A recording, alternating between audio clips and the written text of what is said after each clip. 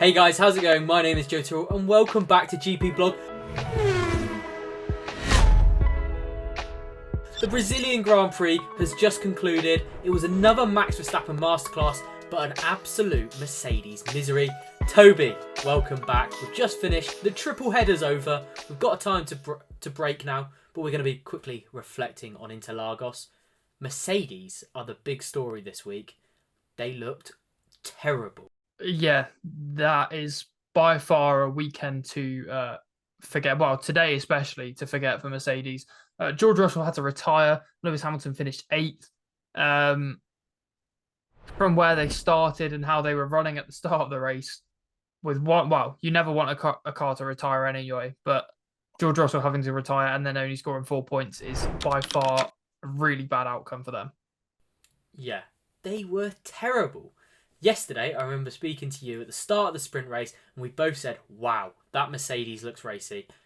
And since then, they've just gone backwards. They were slower than AlphaTauri, they were slower than Gasly. They did not have a good weekend. And unfortunately for them, there doesn't seem to be an obvious answer. They struggled with tyre deg, but that was about it. No, a key name you said there that points out to me is Gasly, because there was a move where he overtook Hamilton with such ease that it seemed like Hamilton was either a back marker or in, no offense for them, but in an Alfa Romeo because they had a double retirement. It just seemed like the Mercedes was at the level of the back markers of the grid. And the Alpine just flew past him and got up further down the straight really quickly. So I really don't understand what's happened. And it's going to be interesting to see how they come out in Vegas and maybe if they've got any tweaks left that they can do to try and maximise their performance for the final 2 races. Martin Brundle said it on commentary. He put it perfectly. It was like they had a parachute attached to them, and it was just dragging them back. Russell didn't have any speed.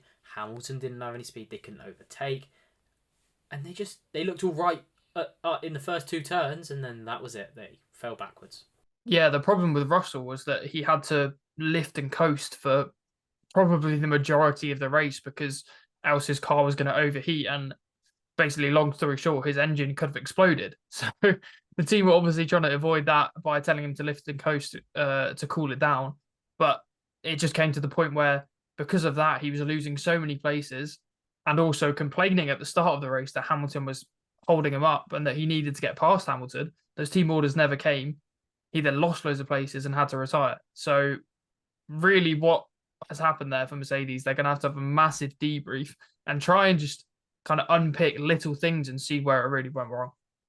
Yeah, not a good weekend for Mercedes. They were terrible, but a brilliant weekend for McLaren and Max Verstappen. And Sergio Perez, to be fair. McLaren and Red Bull had a really good weekend. And we won't talk too much about Max because he's always on top of the podium. We're used to it at this point. He's now equalled his own personal best for races led in a season. He'll probably equal Lewis Hamilton's best ever races led in a single season. But Red Bull now hold the record for the most laps led in a single season. They've been a joke all season and all weekend. So just a quick word for them. Red Bull have been amazing. As for McLaren, Lando Norris carried them this weekend. All the points came from him. Piastri got unlucky today with the early red flag. He basically had a Haas fly into the back of him and it was actually running the whole race with damage. So he basically was out there being a data collector for Lando. And in the sprint, he didn't do particularly well. But Perez had a decent weekend. It would have been better if he could have got on the podium, but that battle with him and Alonso came out on top, but it was a very good one to watch. We mentioned McLaren and Red Bull having a good weekend. Aston Martin are back as well. They looked much better. Stroll was much better. That's important for them. But Alonso on the podium, as expected, he looked really good. Aston Martin looked really good, and he showed great battle at the end. Yeah, on the podium by 0.053 seconds, I think it was. That without watching it, just hearing that number will blow your minds because of how close it was. It literally came down to the slightest bit of front wing. He was battling with Perez for probably the last 10 to 15 laps, and then Perez actually overtook him, but he used the DRS to his advantage, managed to get back in front on the final lap, and then hold out just enough to claim a podium. And that's really good to see. It's not the best news for McLaren and Lando Norris, because we know Lando Norris is trying to overtake him in the standings. But as a viewer, for the middle section of the race, which was quite boring, the end was well worth the wait. Yeah. I think the race was pretty boring on the whole. After the opening 2-3 laps, and then that probably the best part of 60 laps in the middle were pretty terrible. Wasn't much action. We were sort of waiting for Norris and Verstappen to do something. We got a little bit at the start between them two, but not lots. It went pretty quiet after that. So to get that finale, I'd say Interlagos, Sao Paulo, probably my favourite race of the season. It always delivers.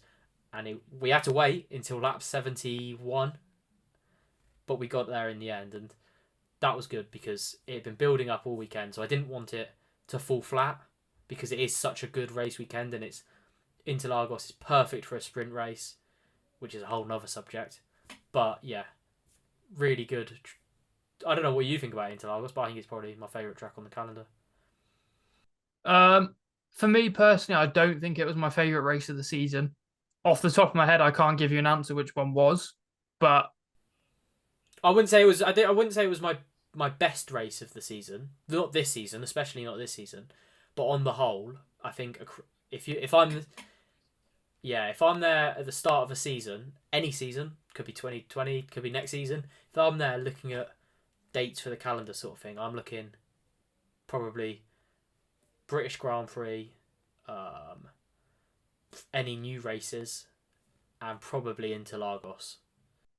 Yeah, well, I mean, like we said, the end of the race was really good. I know I quite enjoy the track on the F1 game because it's a fun one to drive, and it's a whole carnival, fun, exciting, enjoyable weekend that we see on social media and on all the TV live streams and things. So yeah, I agree with you in that aspect. It's definitely a great weekend. We'll just quickly mention the weather on Friday though. That got a bit scary quite quickly.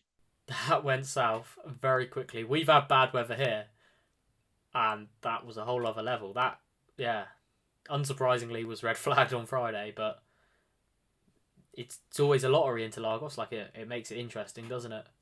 Yeah, 100%. Anyway, Toby, looking forward just very quickly. 2 weeks' time, we've got some very early starts. Las Vegas, first time in this format, in this style, we're going to the Las Vegas Strip. Are you excited? I'm excited about the whole race weekend. Not the times, however. I'm really not looking forward to that. But I'm excited to see how it plays out because the track itself doesn't look that appealing. It looks like a Red Bull dominated track with the long straights that they're just going to get miles ahead on. So we can hope, shall we say, for a different result. But I think already the easy prediction is a Red Bull win. Yep, I won't even bother because that's probably what we're going to see. Maybe we'll get a check on pole or a Checo victory, but I expect it'll be a Max weekend. But anyway, Toby, thank you very much for joining me. We'll see you next week for our Las Vegas preview, not Brazil. This has been our Brazil review, but until then, we'll catch you next time.